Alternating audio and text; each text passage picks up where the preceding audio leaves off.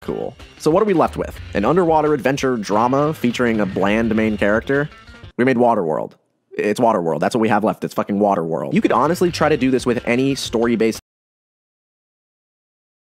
Book of the day, The Formula, The Universal Laws of Success. Interesting book. Here's a quick point for you. The chapter is titled video game, and you're gonna get the same result. In Metal Gear Solid, the main appeal is how it subverts your expectations. All the most iconic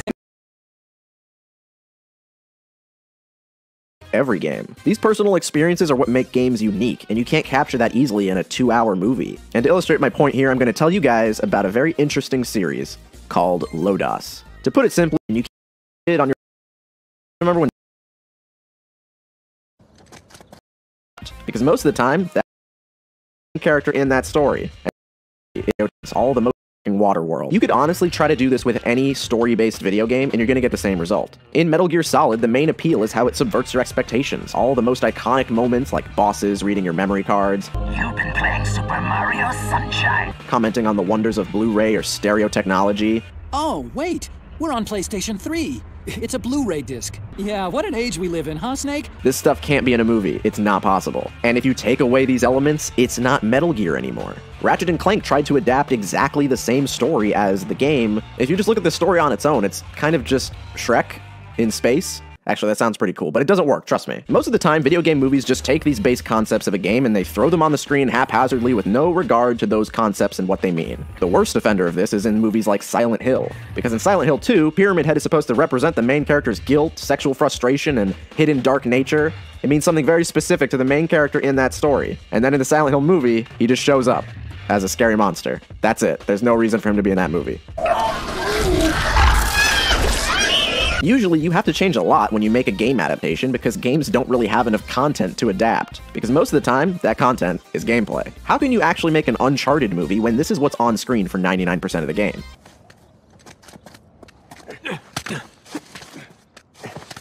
This isn't the case with books, though. Books are chock full of extra narrative. That's kind of what a book is. But the thing is, first and foremost, a book is a story. It's all about narrative. But in a video game, the narrative still has to share the spotlight with the gameplay. Plus, games are impossibly hard to adapt because your experience goes beyond your interaction with them. Your experience with a game is incredibly personal. Do you guys remember when Skyrim came out and you talk to people about it and they'd share their experiences with you and you'd share your experiences? And some of the times things would be the same, but a lot of the stuff you did on your personal adventure would be way different. Because these kinds of games mean something different to everybody. And that goes for like every game. These personal experiences are what make games unique, and you can't capture that easily in a 2-hour movie. And to illustrate my point here, I'm going to tell you guys about a very interesting series called Lodos. To put it simply, Lodos is an anime series based on a D&D game. Actually, multiple D&D games with different players all run by the same DM. So yeah, it's not a movie and it's not based on a video game, but in my opinion, it's emblematic of the issues I have with adaptations of games in general, not just video games. When you play Dungeons & Dragons, the fun comes from your personal experience in the game. The experiences you share with you and your friends. There's a reason why you shouldn't turn the narrative of a D&D game into a movie or show, unless it's something like Harmon Quest or The Adventure Zone, which does have that element of actually playing the game. Lodos isn't like that. It's just the things that happen in their game, but in a fantasy adventure anime. If there was like a third element of you hearing what the DM was saying or having the players argue back and forth like there is in those other shows, then it would probably be pretty good. However, you don't get that behind the scenes action, so when there's stupid plot holes, or when things don't make sense, there's no actual reason for it. Main characters are easily replaced by other main characters, which is usually because someone's character died and that person is still playing, or another player enters the game who wasn't playing before. Like in many D&D parties, some of the main characters are kind of interesting, but then some are really fucking boring. Oh, and also, the story is a mess, because it was meant to be experienced among a group of friends, not on a TV screen. If you didn't know this was based on a D&D game, you would just see a fantasy adventure show with a messy plot. Similarly, if you've never heard of Prince of Persia before, what are you going to see when you watch this movie? A fantasy adventure with a messy plot. Now here's the part of the video where I say something that's going to piss some people off. Most video game plots aren't very good. Now, there are exceptions to this rule, obviously. However, a lot of the time, the plot of games just aren't good enough to be adapted into movies. If you'd like proof to back up my claim, I have a lot of examples you can look at. Most video game movies literally just adapt the plot of the game, and maybe add in some fan service.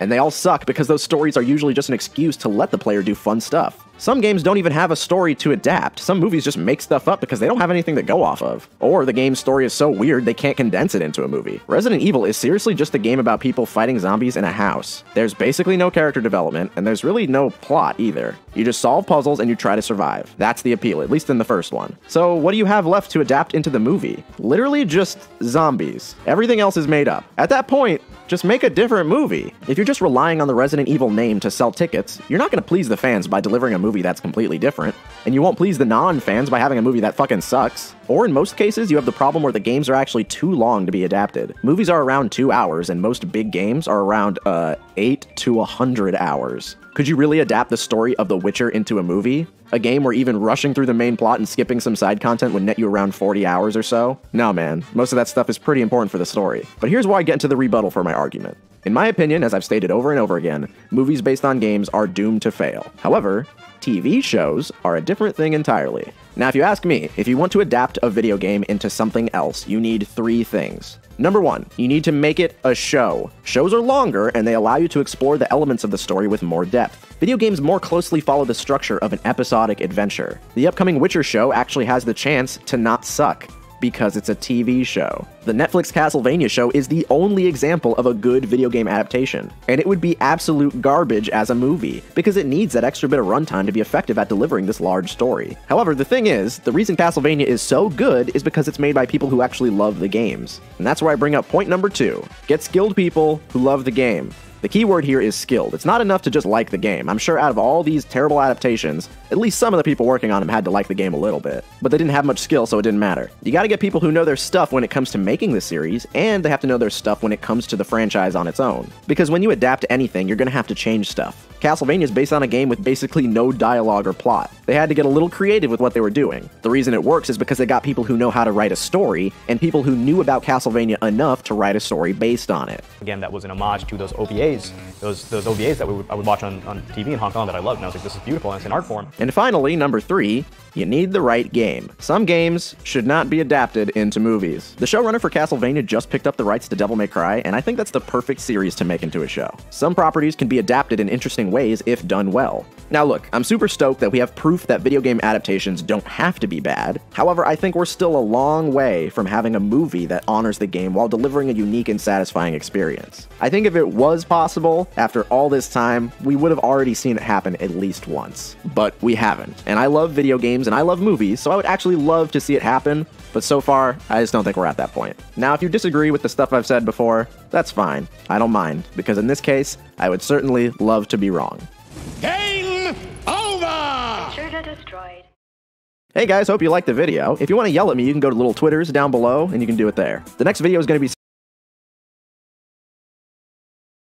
Stay home and talk live to a real CPA or EA right on your screen. Get unlimited expert help and advice. Plus, they can review your return line by line, all from your favorite device. TurboTax Live. Maximum refund guaranteed.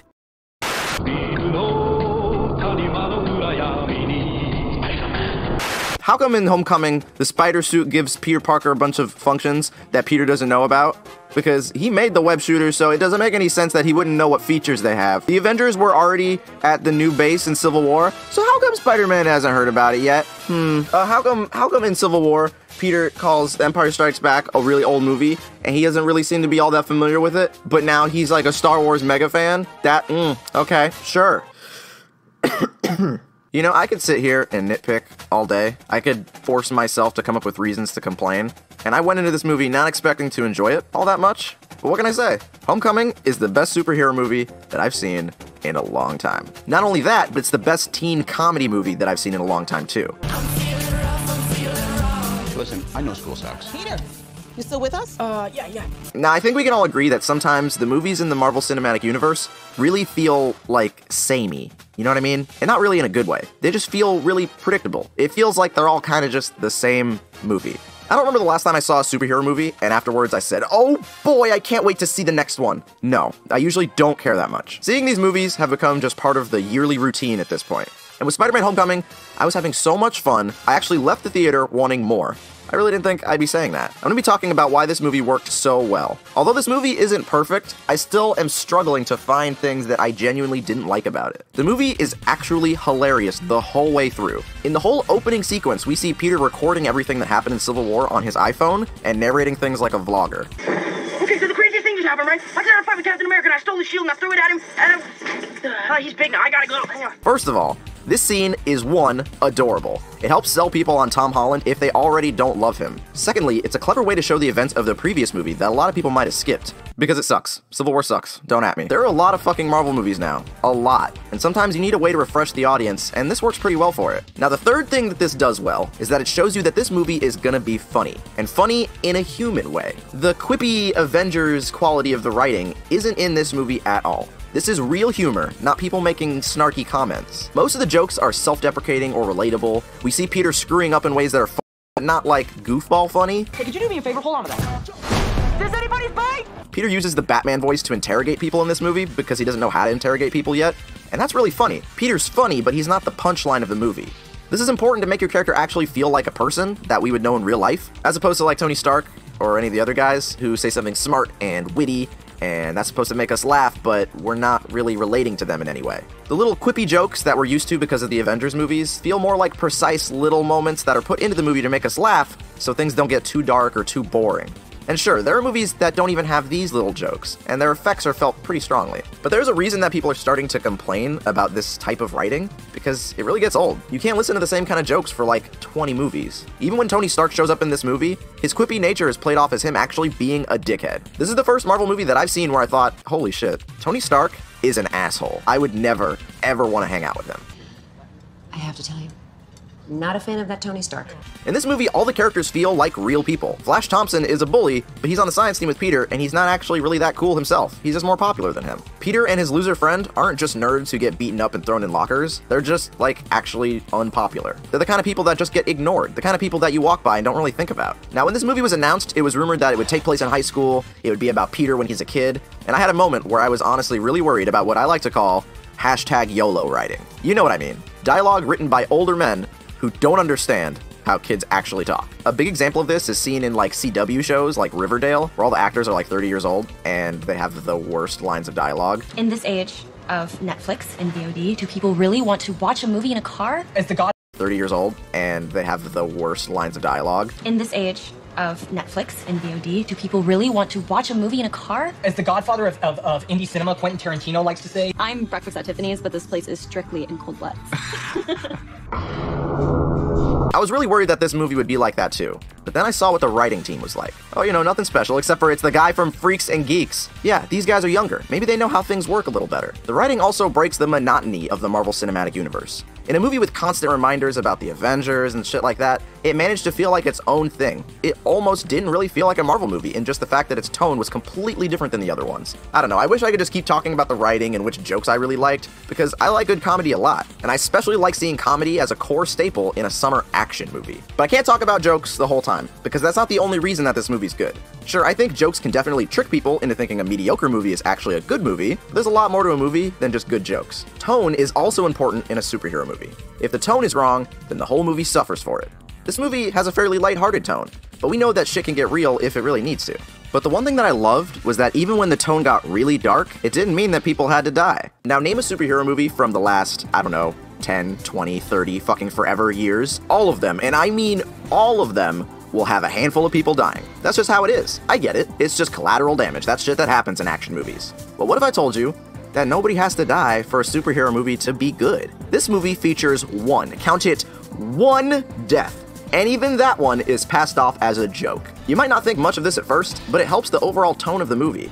Wouldn't it have sucked if during the Washington Monument scene, one of the kids had died? After we see the kind of person that the Vulture is, after we learn that he's just a father who wants to take care of his family, wouldn't it suck if he just died in the battle? This is actually very important to why this movie works so well. This isn't really an action movie. It's a summer comedy movie featuring Spider-Man punching people.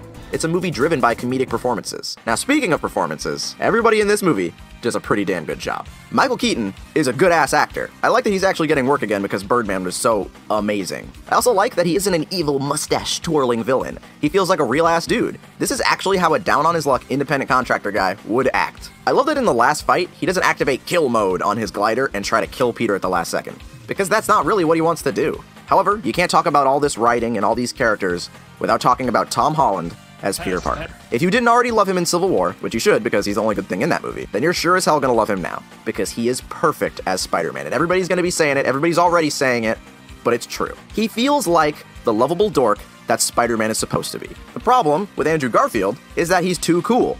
I look at him, and I'm not like, that's a kid who gets bullied. That's a kid who definitely gets picked on in high school. No, that kid's fucking badass. He skateboards. He's a cool kid. We just gotta look at why being a dork is really important for Peter Parker. In the scene at the ATM near the beginning of the movie with the masked, there's a little moment where he takes a second to think of the joke that he's gonna say before he confronts them. He leans on the wall, he tries to look cool, then he realizes that's not gonna work. There's a lot of little moments like that where he's not really sure how he should be acting as a superhero. Lots of superhero origin movies have the hero making a few mistakes at the beginning, usually for comedic effect, but afterwards they're fairly competent all the way through until the end of the movie. But this movie is full of Peter being a huge dumbass and messing everything up. Not in a way that would be really frustrating to watch, but in a way that is pretty understandable, in a way that we could relate to. Also, I love that we finally get to see how resilient Peter is, and the moment when he decides that he has to be that way.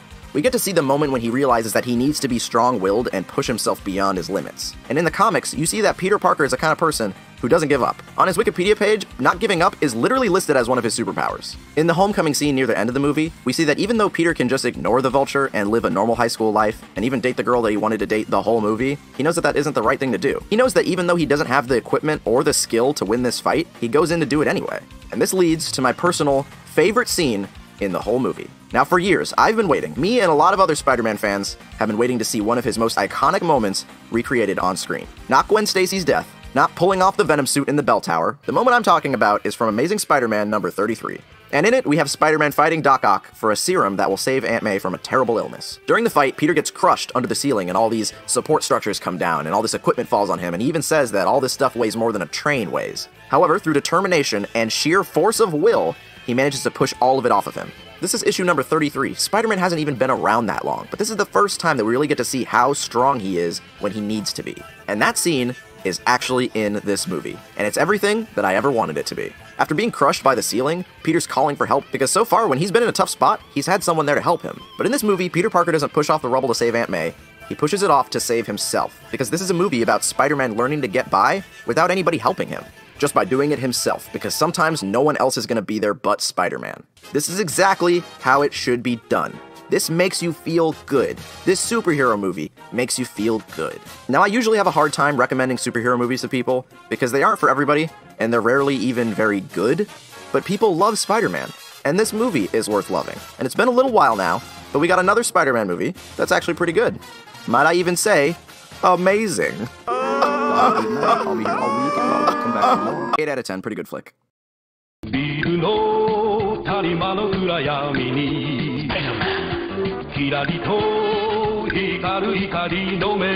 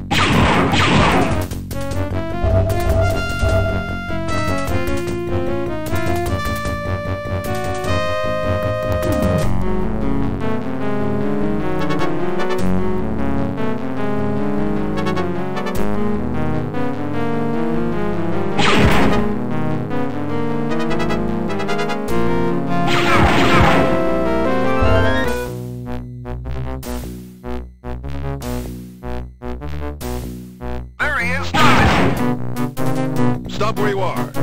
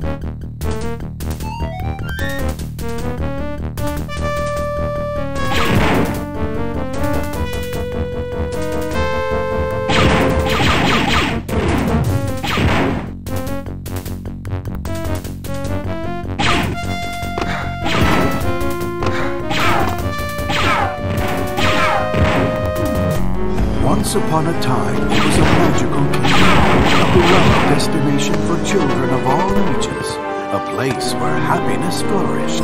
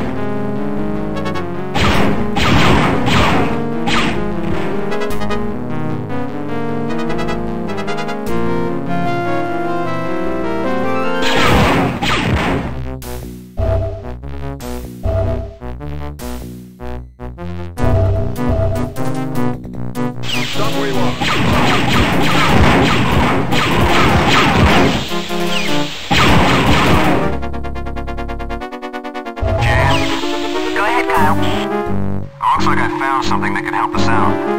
Get back to the landing pad and I'll meet you there.